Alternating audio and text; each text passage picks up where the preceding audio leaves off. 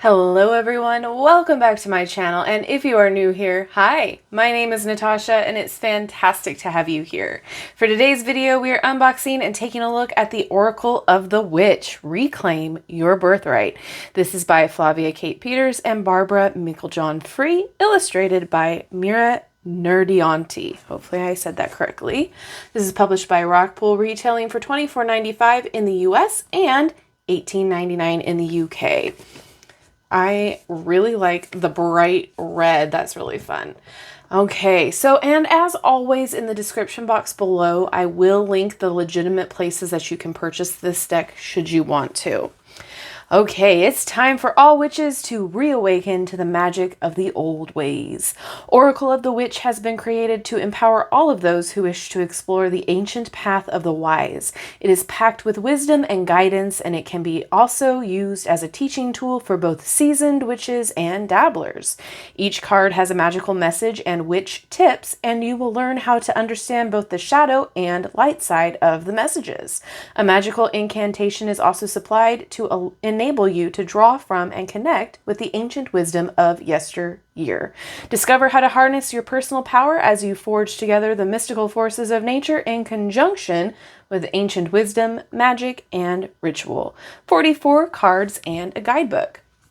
I am really excited about this. Ooh, that's fun. You might know the authors from their other witch-themed decks. They did the Witches Familiar, the Witches Oracle. I'll link them all up in the eye. Okay, so here we go. There's the back. How fun.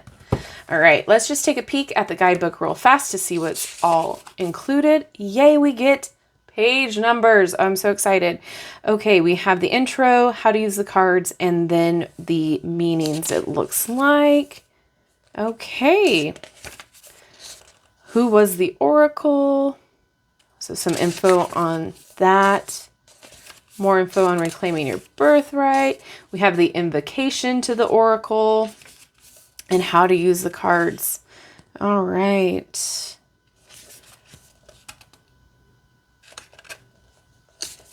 Just however you see fit. Basically, that's what I'm getting at here. Awesome. Okay, so then we have a 1-card spread, some example questions, then 2-card spread representations, then the 3-card spread. We've got 4-card and then a pentagram spread called the Council of Witches. And then it goes into the card meanings. And then we'll dive deeper after the flip through. Ooh, they are red edged. Love that. Reminds me of the Season of the Witch Yule, or Season of the Witch Samhain. Okay, so let's talk cardstock real fast. It's not too thick, not too thin. I know I say that a lot, but it's very flexible. I think it's going to snap back just fine, but as you can see, if you bend it, it still has that slight, you have to adjust it. So just keep that in mind. It is slightly gloss, just ever so slightly because of the reflection there. But look at these borders.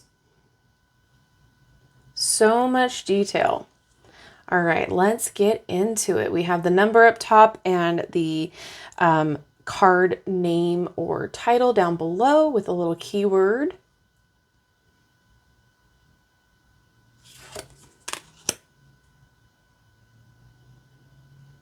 Ooh, that one's a little spooky. Love it.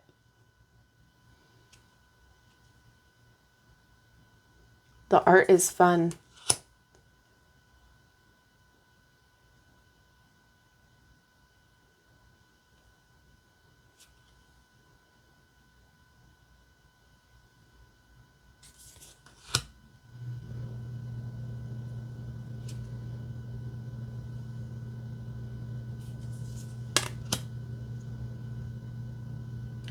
That's interesting. This deck reminds me of the Sacred Hag Oracle. Has like a similar vibe to it.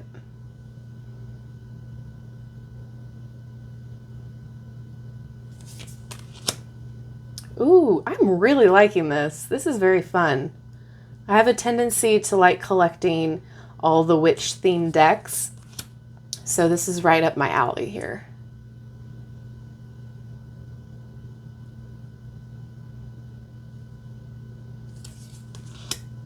Ooh, very cool.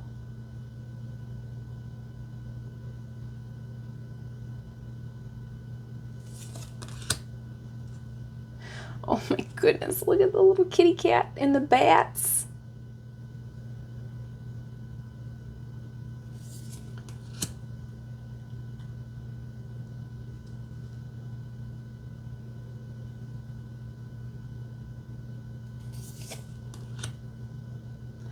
Oh, who has hagstones? I've always wanted one. I haven't been able to find one out in the wild.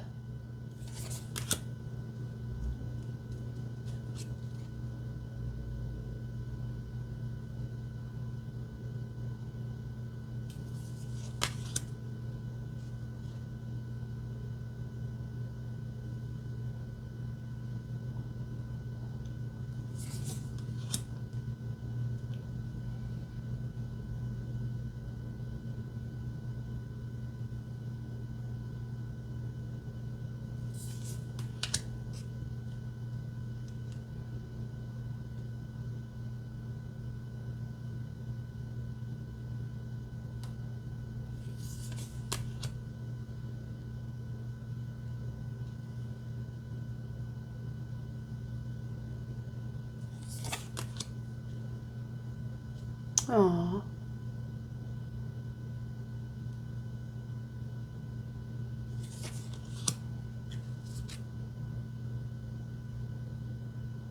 So much detail.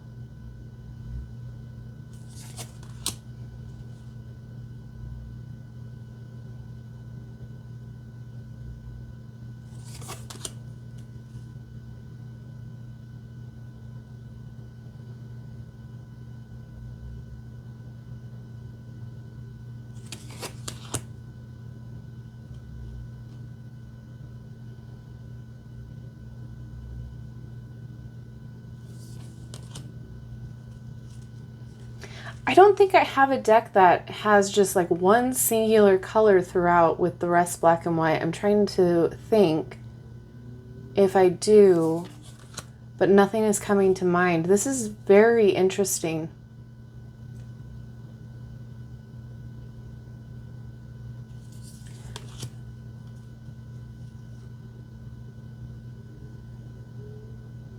I love kitchen witchery.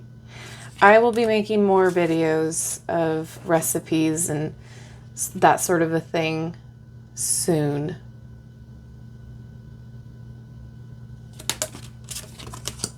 There's a lot of you that really like that, and I appreciate it.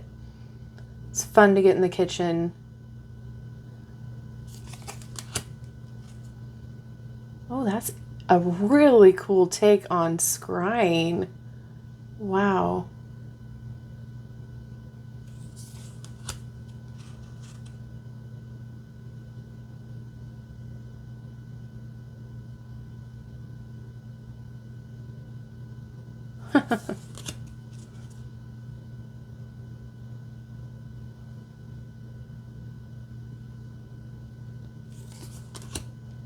Oh, I love it.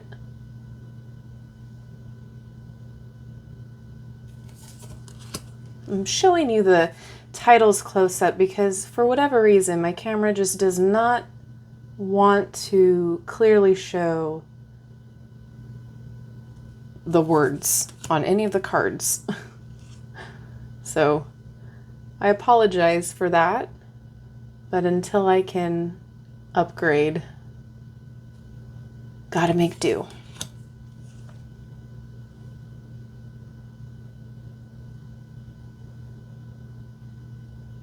That's really fun. There's so much detail in this for just being black and white with that pop of red.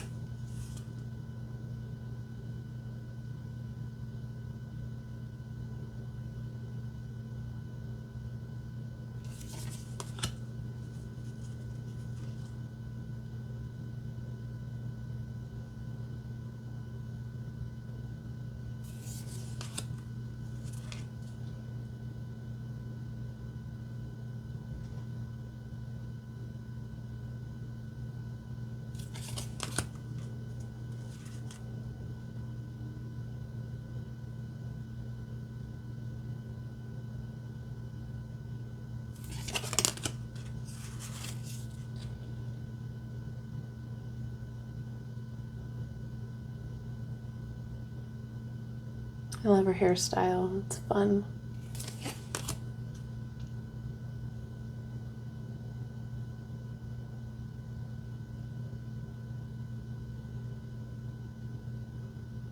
All right, let's go ahead and shuffle.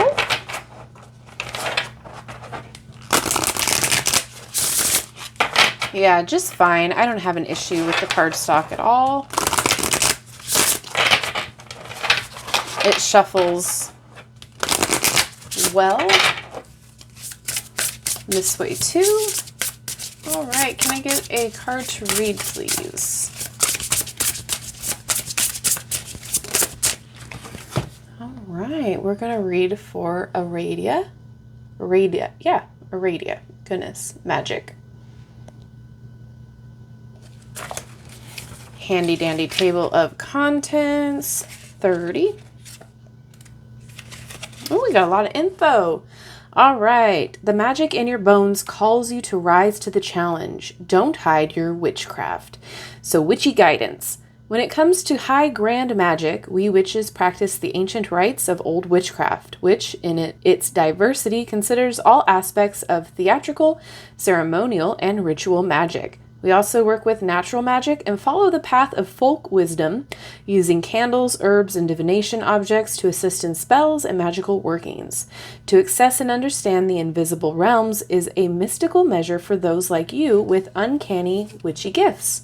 Yet misconceptions about scary satanic worship, cult-like covens, and other dark worries vex you, and deliberately so.